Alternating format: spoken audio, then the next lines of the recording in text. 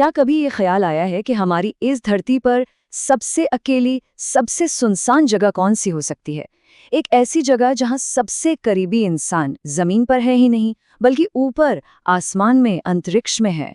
तो सवाल यही है कि आखिर ये जगह है कहाँ और यहाँ का अकेलापन कितना गहरा है। सोचिए, अगर कोई वहां खो जाए तो उसके साथ क्या होगा। चलिए एक कल्पना करते हैं। आप बीच समंदर में हैं, दूर दूर तक सिर्फ पानी ही पानी, और तभी आपको एक लाल झंडा नजर आता है। लेकिन रुकिए, ये कोई मदद का इशारा नहीं है, ये एक चेतावनी है। कहते हैं कि अगर समंदर में भटकते हुए किसी को ये लाल झंडा दिख गया तो बस ये समझ लीजिए कि वो इंसानी पहुंच से बहुत बहुत दूर निकल चुका है। मतलब बचने की उम्मीद अब लगभग खत्म है। और यहाँ पर जो असली डर है ना, वो किसी समुद्री जीव का या बड़ी बड़ी लहरों का नहीं है।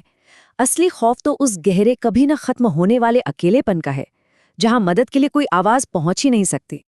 तो इस जगह का नाम है पॉइंट नीमो। इसे आधिकारिक तौर पर ओशियानिक पोल ऑफ इनएक्सेसिबिलिटी भी कहते हैं। मतलब महासागर का वो ध्रुव जहां पहुंचना लगभग नामुमकिन है। ये पृथ्वी का सबसे दूर, सबसे अलग थलग कोना है। अगर सीधे सीधे समझें तो पॉइंट नीमो दक्षिणी प्रशांत महासागर में वो एक पॉइंट है जो किसी भी जमीन के टुकड़े से सबसे ज्यादा दूर है। इससे ज्यादा दूर आप समंदर में कहीं और नहीं हो सकते। अब जो बात मैं बताने जा रहा हूँ वो सुनने में किसी साइंस फिक्शन फिल्म जैसी लगेगी।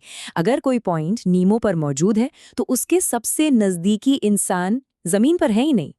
जी हाँ, बिल्कुल सही सुना। वहां पर सबसे करीबी पड़ोसी होते हैं इंटरनेशनल स्पेस स्टेशन में काम कर रहे एस्ट्रोनॉट्स। जब वो स्टेशन ठीक ऊपर से करीब 400 किलोमीटर की ऊंचाई से गुजरता है तो वो जमीन पर 2000 किलोमीटर से भी ज्यादा दूर मौजूद किसी भी इंसान से कई कई ज्यादा पास होते हैं। कमाल है ना? अब इतनी सुनसान और अकेली जगह का एक बहुत ही, कह सकते हैं, अनोखा इस्तेमाल भी है।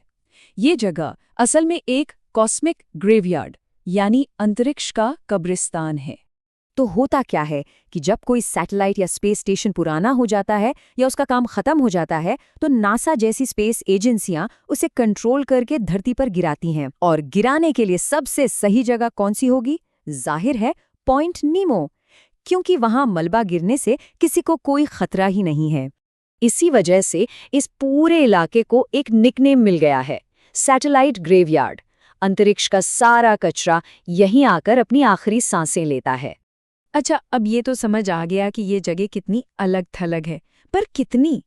चलिए इसका अंदाजा लगाने की कोशिश करते हैं कि यहाँ से निकलना कितना मुश्किल है। जरा सोचिए, अगर कोई इंसान यहाँ फंस जाए तो क्या तैरकर अपनी जान बचाना मुमकिन है? इस दूरी को समझने के लिए चलिए एक ओलंपिक चैंपियन तैराक को लेते हैं, जो इंसानी ताकत और रफ्तार की एक जीती जागती मिसाल है। अगर वो ओलंपिक चैंपियन भी अपनी पूरी जान लगाकर बिना रुके दिन और रात तैरता रहे तो भी उसे सबसे नज़दीकी ज़मीन तक पहुंचने में पूरे 33 दिन लग जाएंगे। 33 दिन बिना रुके। आप देखिए, यहाँ स्रोत में एक थोड़ा अजीब सा नंबर दिया गया है, 2 किलोमीटर। ये असल में एक टाइपिंग मिस्टेक लग रही है, क्योंकि असली दूरी तो 2600 किलोमीटर से भी ज्यादा है। और यही हजारों किलोमीटर की दूरी ही तो इस जगह को इतना खास और इतना खतरनाक बनाती है। और अंत में एक सवाल, जैसे जैसे अंतरिक्ष में हमारी पहुंच बढ़ रही है और सैटेलाइट्स लॉन्च हो रहे हैं, क्या आपको लगता है कि पॉइंट नीमो जैसा ये अंतरिक्ष का कब्रिस्तान भविष्य में और भी जरूरी हो जाएगा? सोचिएगा जरूर।